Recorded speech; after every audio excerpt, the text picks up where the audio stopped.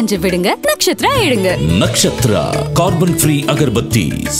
MCR Pure Cotton Club, formals and casual shirts. மாணவர்களின் சிந்தனைகளை வடிவமைக்க SNS இன்ஸ்டிடியூஷன்ஸ். மாணவர்களின் சாதனைகளை போற்றும் SNS இன்ஸ்டிடியூஷன்ஸ் கோவை. இப்போ இந்த ட்ரம்ப் உலகத்தில் இருக்கிற எல்லா நாடுகளுக்கும் 25% வரி அப்படின்னு சொல்லியிருந்தால் அது இந்தியாவை பாதிக்காது, அமெரிக்கர்களை தான் பாதிச்சிடும். 15, 20, 25 தான் அதிகபட்ச வரி. இந்தியாவுடைய பொருட்களுக்கு மட்டும் தனியாக 50%. அதனால் இந்த 50% வரி அப்படிங்கிறதுனால பாதிக்கப்பட போவது அமெரிக்கர்கள் கிடையாது, இந்தியர்கள். ஒரு 0.2% உள்நாட்டு உற்பத்தியை பாதிக்கும்னு சொல்கிறாங்க. அது 0.2% ஜிடிபி. ஆனால் லட்சக்கணக்கான வாழ்வாதாரங்களை இது தொடும். அவர்களுடைய வயிற்றில் அடிக்கும் 50% டேரிஃப் வரும். இதெல்லாம் பார்த்தீங்கன்னா ஒரு அச்சுறுத்தல் அப்படின்ற விதத்தில் தான் நான் பார்க்குறேன். இந்த ட்ரம்ப்னாலே பிரச்சனை தாங்க. ட்ரம்ப் என்னைக்கு அதிபராக வெற்றி பெற்றார் அப்படின்னு சொன்னாங்களோ அன்னையிலேருந்தே இந்த கோல்டுக்கும் அதுக்கும் அது ஒரு மிகப்பெரிய ஒரு காரணமாக இருக்குது. அமெரிக்காவில் ட்ரம்ப்பினுடைய ஆலோசகர் அவர் என்ன சொல்லியிருக்கிறாரு, இந்தியாவில் இருக்கிற சில பிராமின்ஸ் பயன் பெற வேண்டும் அப்படிங்கிறதுக்காக தான் கச்சா எண்ணெயை குறைவான விலையில் வாங்கி அதிகமான விலைக்கு விற்கிறாங்க. இதை இந்திய மக்கள் புரிஞ்சுக்கணும். நாங்கள் ஏன் இதுக்கு கூடுதலாக வரி விதிக்கக்கூடாது, இதை இந்திய மக்கள் புரிந்து கொள்ள வேண்டும் அப்படின்னு சொல்கிறாரு. இதுவே ஒரு பாலிடிக்ஸ். சீனாவும் ரஷ்யர்களும் அவர்கள் பெரிய நண்பர்கள் கிடையாது. அவர்கள் ஒருவரை ஒருவர் பார்த்து அஞ்சுபவர்கள். ரஷ்யா ஒரு அளவுக்கு மேலே வளர்ந்தால் சீனர்களுக்கு அது அச்சத்தை தரும். சீனா வளர்வது ரஷ்யாவிற்கு ஏற்கனவே அச்சத்தை தரும். சமாதானமாக போகிறது மட்டும்தான் தீர்வுக்கான வழி, ஒரே வழி. இதுக்கு வேற எந்த தீர்வும் கிடையாது. சரி, ஏன்னா அமெரிக்கா உலகத்திலேயே இருக்கிற மிகப்பெரிய பொருளாதாரம். அதில் அமெரிக்காவில் இருக்கிற பிரசிடென்ட்டே உலகத்திலேயே இது ஒரு காலத்தினுடைய நெருக்கடியினால, காலத்தினுடைய கட்டாயத்தினால் நாம் அங்கு இருக்கிறோம். நம்முடைய 53,000 சதுர கிலோமீட்டர் இடத்தை அவர்கள் ஆக்கிரமித்திருக்கிறார்கள். அதுதான் நாம சொல்றோம், நம்முடைய நிரந்தர நண்பனாக இருக்கக்கூடிய ஒரே நாடு யாருன்னா அமெரிக்கா தான். 3.25 வருஷத்துல ட்ரம்ப் போயிடுவார். இதெல்லாம் சீராகும். ட்ரம்ப் இப்பவே கூட சீராகிறதுக்கான வாய்ப்பு. இந்த 50% வரி விதிப்பு அப்படிங்கிறது ஒரு மிகப்பெரிய பொருளாதார தாக்கத்தை இந்தியாவில் ஏற்படுத்தியிருக்கு அப்படிங்கிற ஒரு அச்சம் மக்கள் மத்தியிலையும் நிலவுது. தொடர்ச்சியாக தொலைக்காட்சிகளையும் பார்த்துட்டு வரோம். முக்கியமாக இந்த 50% வரி அப்படிங்கிறது கிட்டத்தட்ட ஒரு 50லேருந்து 60% சரிவை இந்திய பொருளாதாரத்துக்கு ஏற்படுத்தியிருப்பதா சொல்கிறாங்க. நீங்கள் எப்படி பார்க்குறீங்க கண்ணன் சார்? இல்லை, இது ஒரு 0.2% உள்நாட்டு உற்பத்தியை பாதிக்கும்னு சொல்கிறாங்க. அது 0.2% ஜிடிபி. ஆனால் லட்சக்கணக்கான வாழ்வாதாரங்களை இது தொடும். அவர்களுடைய வயிற்றில் அடிக்கும். அதனால் இதுக்கு ஒரு விரைவில் ஒரு முடிவு எடுக்கிறது, இதுக்கு ஒரு தீர்வு காண்றது நல்லதுன்னு நான் நினைக்கிறேன். தீர்வு காணணும் அப்படின்னு கண்ணன் சார் சொல்லியிருக்காங்க. என்ன மாதிரியான தீர்வுகளை முன்னெடுத்தா இந்திய பொருளாதாரம் சரிவை சந்திக்காது, அதை எப்படி முன்னெடுப்பாங்க இந்திய அரசாங்கம் அப்படின்னு பார்க்கலாம் சார். முதல்ல நீங்கள் கேட்டீங்க அமெரிக்கர்களுக்கு இதனால் என்ன பாதிப்பு, இந்தியர்களுக்கு என்ன பாதிப்பு அப்படின்னு சொன்னீங்க. முதல்ல அமெரிக்கர்களுக்கு இருக்கக்கூடிய பாதிப்பை பற்றி பேசுவோம். இப்போ இந்த ட்ரம்ப் உலகத்தில் இருக்கிற எல்லா நாடுகளுக்கும் 25% வரி அப்படின்னு சொல்லியிருந்தால் அது இந்தியாவை பாதிக்காது, அமெரிக்கர்களை தான் பாதிச்சிருக்கும். ஒரு உதாரணத்துக்கு, ஏதோ ஒரு பொருள் நீங்கள் தயாரிக்கிறீங்க, அதை கொண்டு போய் அமெரிக்காவில் 100 ரூபாய்க்கு விற்கிறீங்க. மற்ற நாடுகளில் இருக்கிறவங்களும் அதே 100 ரூபாய்க்கு விற்கிறாங்க. இப்போ எல்லாருக்குமே 25% வரினா நம்ம எல்லாருமே அதை 125 ரூபாய்க்கு தான் விற்போம். அப்போது 100 ரூபாய்க்கு வாங்குகிற பொருள் 125 ரூபாய் கொடுத்து வாங்கினாங்கன்னா அது அமெரிக்க நுகர்வோருக்கு தான் அது பெரிய பாதிப்பாக இருக்கும். நம்ம இங்கேருந்து அனுப்புகிற நமக்கு பாதிப்பு இருக்காது. ஆனால் இப்போ நமக்கு இருக்கிற பிரச்சனை என்னென்னா, உலகத்தில் இருக்கிற மற்ற எல்லா நாடுகளுக்கும் 15, 20, 25 தான் அதிகபட்ச வரி. இந்தியாவுடைய பொருட்களுக்கு மட்டும் தனியாக 50% 25% வரி கூடுதலாக பெனால்டி போட்டு ரஷ்யா கிட்ட இருந்து கச்சா எண்ணெய் வாங்குறதுனால கூடுதலாக 25% வரி. பிரேசிலுக்கும் 50% போட்டிருக்காங்க.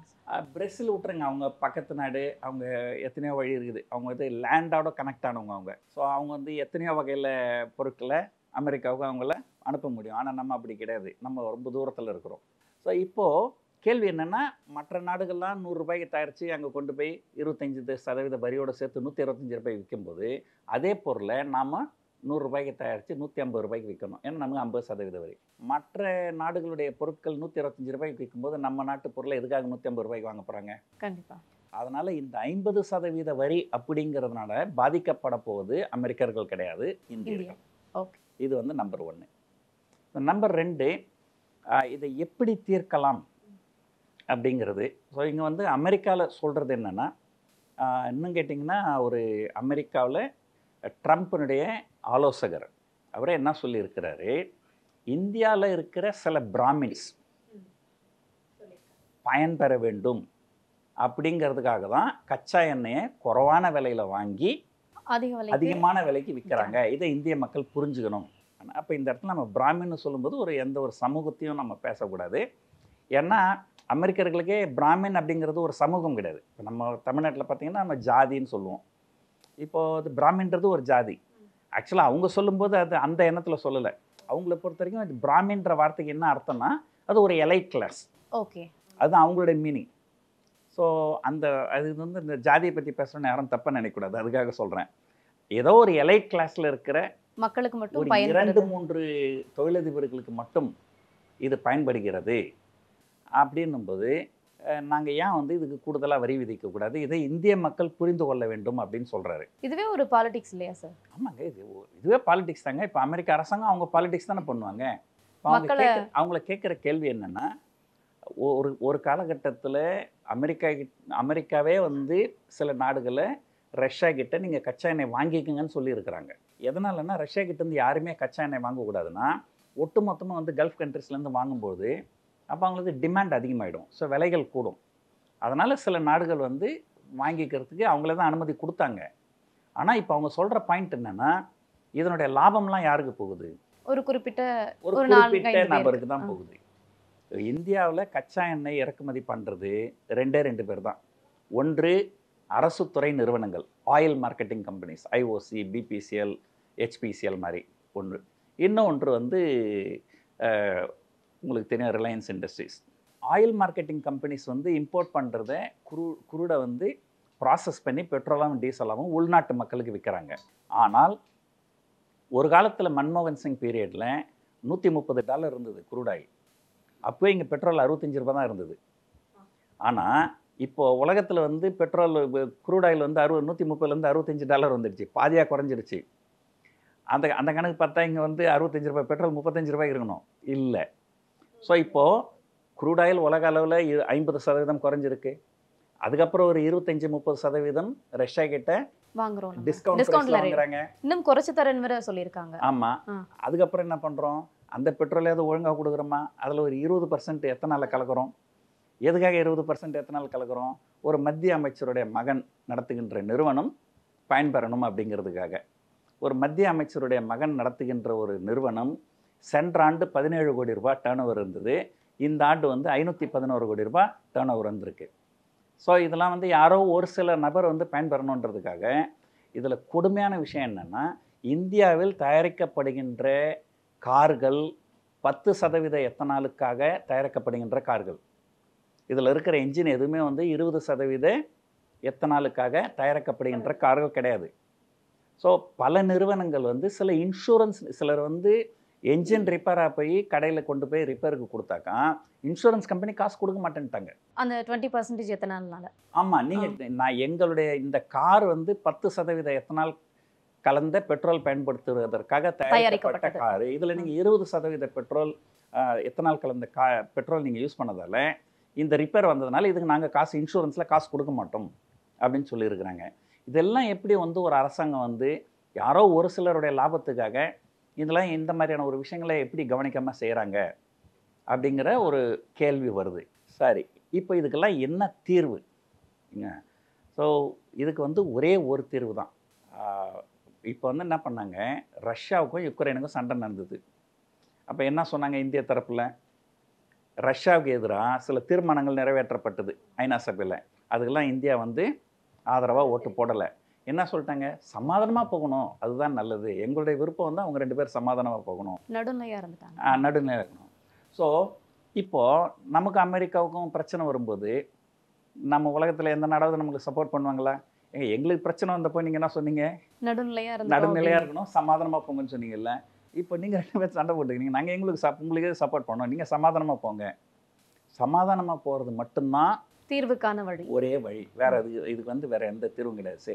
ஏன்னா அமெரிக்கா வந்து உலகத்திலேயே இருக்கிற மிகப்பெரிய பொருளாதாரம். அதில் அமெரிக்காவில் இருக்கிற பிரசிடென்ட்டு உலகத்திலேயே ஒரு இர்ரேஷனல் லீடர் அப்படின்னு சொல்லலாம். அவர் மனசில் என்ன தோணுதோ அதை செய்வார்.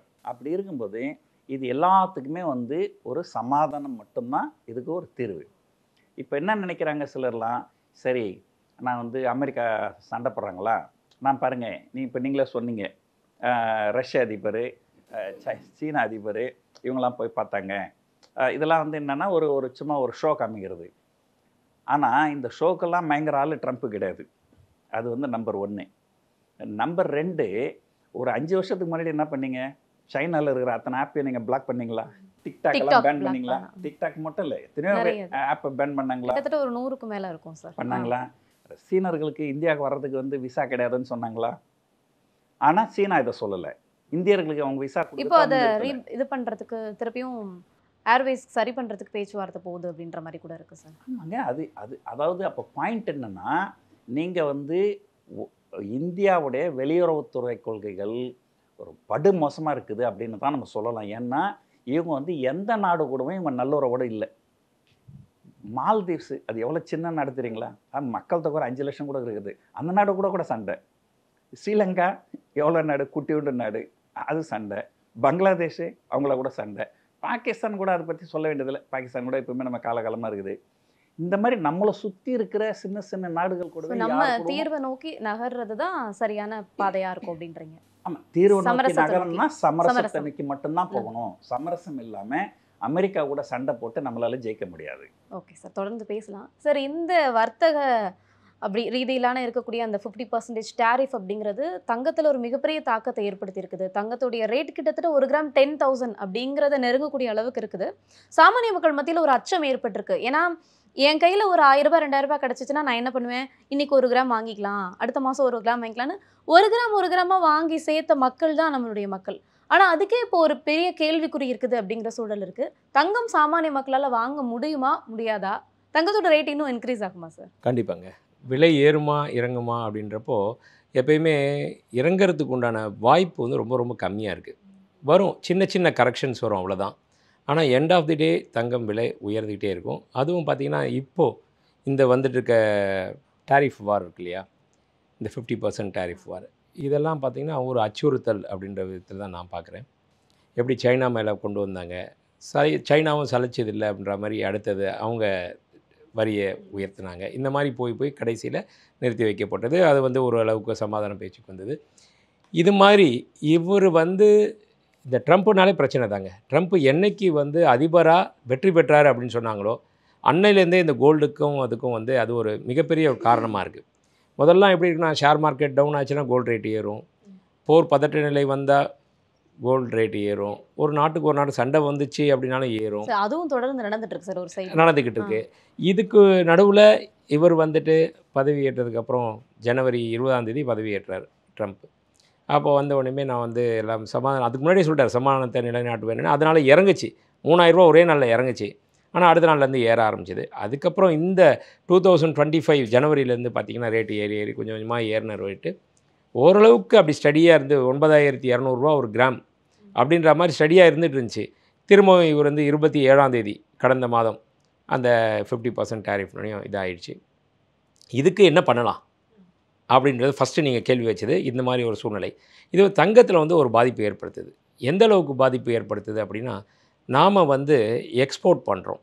அந்த எக்ஸ்போர்ட் பண்ணுறதுனுடைய ஒரு ஆண்டுக்கு $10 பில்லியன் எக்ஸ்போர்ட் பண்ணுறோம் கோல்டு. அதுவும் யூஎஸ்க்கு 10 பில்லியன் தான். ஆனால் அதோட ஒரு ஐடியா ஒன்று இருக்குது. அதை நேத்திக்கு வந்து நான் திருமதி நிர்மலா சீதாராமன் நிதியமைச்சரை போய் சந்தித்து அவங்க இந்த கேள்வியை கேட்டாங்க. லெதர் இண்டஸ்ட்ரியும் ஜுவல் இண்டஸ்ட்ரியும் மட்டும் கூப்பிட்டுருந்தாங்க. நேற்று ஐடிசியில் சந்திக்கிறப்போ இதை பற்றி நீங்கள் என்ன கருத்து சொல்கிறீங்கன்னு அப்போ என்னுடைய கருத்தை முன்னிலை வச்சேன். பார்த்துட்டு அவங்களே பாராட்டினாங்க. என்ன கருத்துனா, நாம் இப்போ எதனால் ரேட்டு ஏறுது, டாலருடைய ரேட்டு உயர்ந்துக்கிட்டே போகுது, இந்திய ரூபாயோடைய மதிப்பு வீழ்ச்சி அடைஞ்சிட்டே வருது. வரலாறு காணாத அளவுக்கு 84 ரூபா 85 ரூபா வரைக்கும் இருந்துக்கிட்டே இருந்தது. கிடுகிடுன்னு ஏறினது. இப்போ 88 ரூபா 25 காசு அதிகபட்சமான விலை வந்துடுச்சு. இதெல்லாம் எதனால்? நம்மள்ட்ட இருக்கிற அந்நிய செலாவணி யூஎஸ் டாலருடைய இது வந்து குறையுது. நம்ம வந்து ஃபுல் அண்ட் ஃபுல் இம்போர்ட் பண்ணுறோம். சராசரியாக பார்த்தோம்னா ஒரு வருடத்துக்கு 750 டன் தங்கம் இம்போர்ட் பண்ணுறோம். ஒரு டன் கூட நம்மள்ட்ட இருக்கு இல்லை, நம்ம சுரங்கத்திலேருந்து எடுக்கலை. ஆனால் சைனா இதை 350-400 டன் வந்து அவங்க சுரங்கத்திலேருந்து வெட்டி எடுக்கிறாங்க, ப்ரொடக்ஷன் இருக்குது. முழுக்க முழுக்க அந்த 750 டன்னையுமே நம்ம இம்போர்ட் பண்ணணும்னா அதற்கு நிகராக அமெரிக்க டாலரை தான் கொடுக்கணும். அப்படி அமெரிக்க டாலர் கொடுக்குறோம் அது மாதிரி அப்படி பேச்சுவார்த்தை நடத்த சொல்றீங்களா? இல்லைங்க, நான் முழுசாக முடிக்கிறேன். அந்த டாலருடைய மதிப்பு எவ்வளோனா 89.5 டன், 89.5 பில்லியன் டாலர்ஸ் நம்ம வருஷம் ஒன்றுக்கு அமெரிக்க டாலரை கொடுக்கணும். கொடுத்துட்டு தான் வாங்க முடியும் தங்கத்தை. இங்கே நம்ம எவ்வளோ ஏற்றுமதி பண்ணுறோம்? வெறும் 10.5 பில்லியன் டாலருக்கு உண்டானது தான் அமெரிக்காவுக்கு ஏற்றுமதி பண்ணுறோம். அதனால் இது ஒரு பக்கம் இருக்கிறப்போ வேர்ல்டிலே இருக்கிற தங்கம் 2 லட்சம் டன் தான் இருக்குது. அந்த 2 லட்சம் டன்னில் வேர்ல்டு கோல்டு கவுன்சிலுடைய அறிக்கையின்படி அதில் 12%, அதாவது 24,000 டன் வந்து நம்மளுடைய மக்கள்கிட்ட இருக்குது தங்கம்.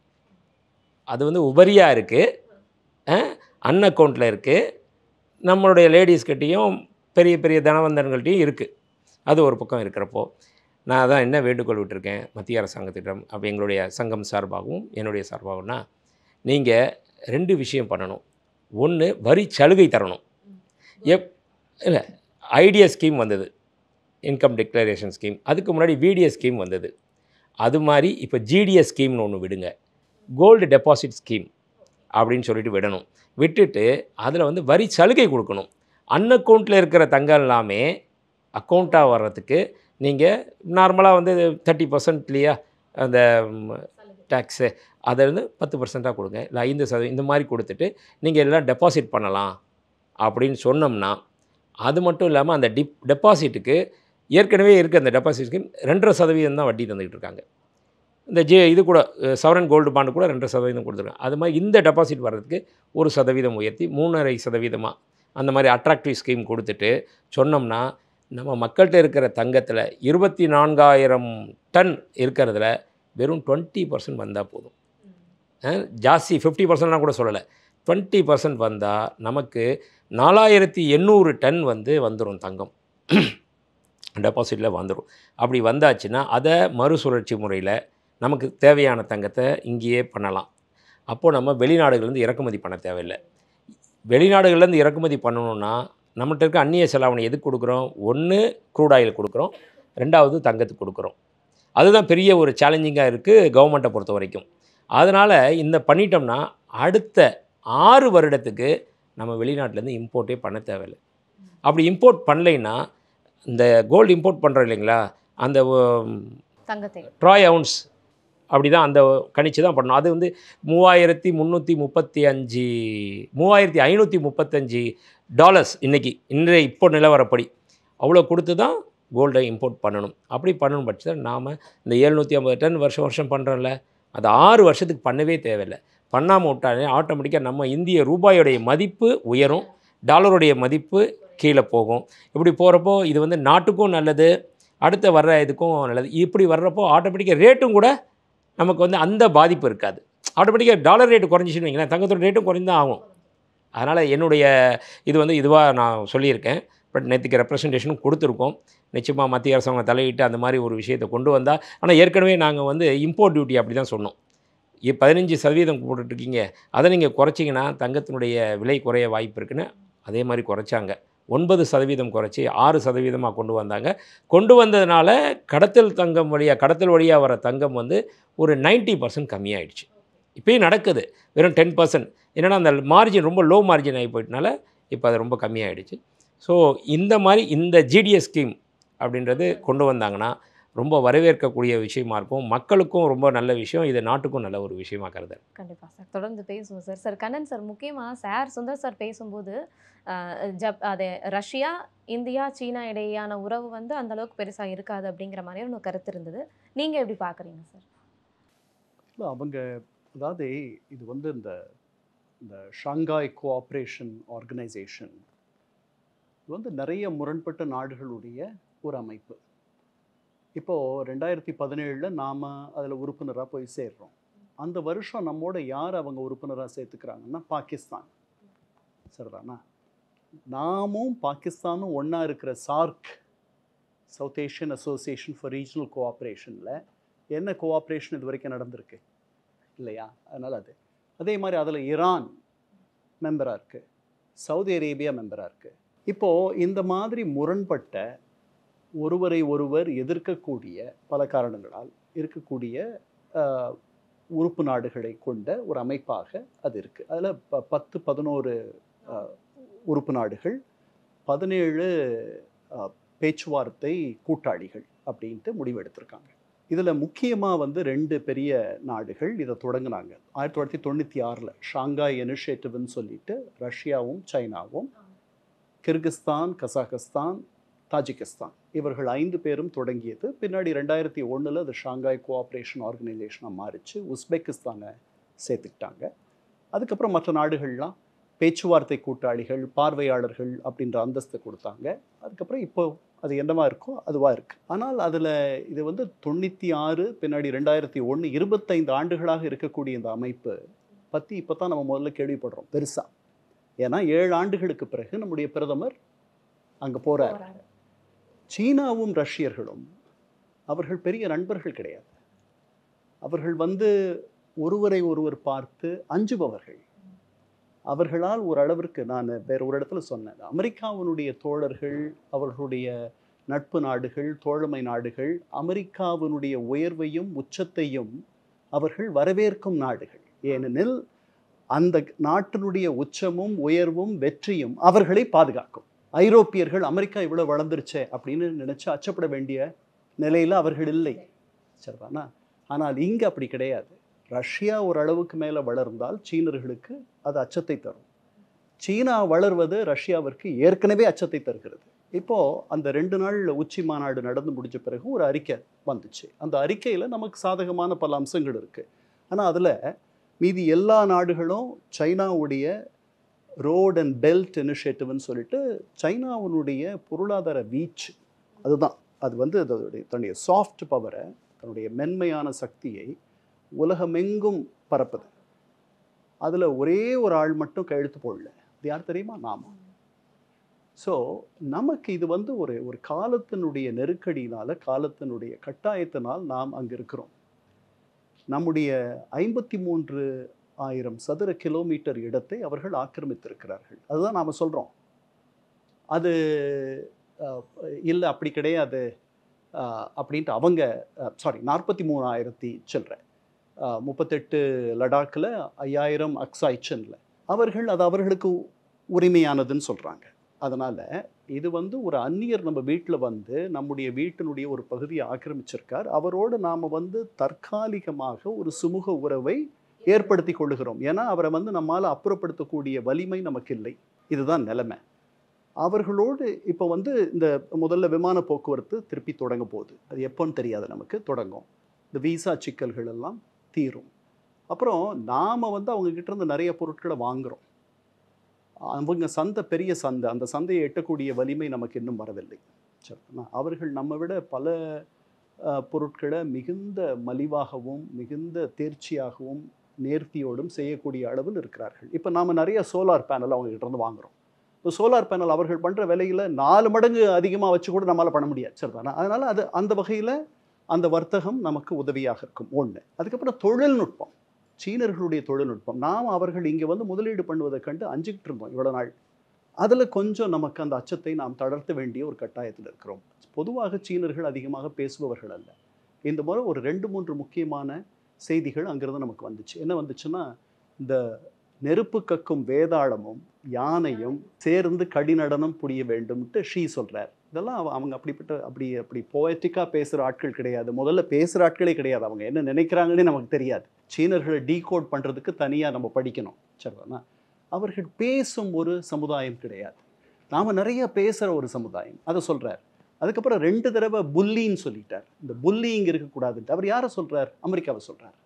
ஸோ இதெல்லாம் நமக்கு சாதகமானது தான். ஆனால் நம்முடைய நிரந்தர நண்பனாக இருக்கக்கூடிய ஒரே நாடு யாருன்னா அமெரிக்கா தான். ஏன்னா நமக்கும் ஜனநாயகம் அடிவேர், அவர்களுக்கும் அது அடிநாதம். இப்போ நாம் 2 பேர் தான் வெளிப்படைத்தன்மையோட ஒரு உறவு வச்சுக்க முடியும். இவர்களோடு நம்ம வச்சுக்க முடியாது. அவர்களுடைய சித்தாந்தமே முழுமையாக வேறுபட்ட ஒரு சித்தாந்தம்.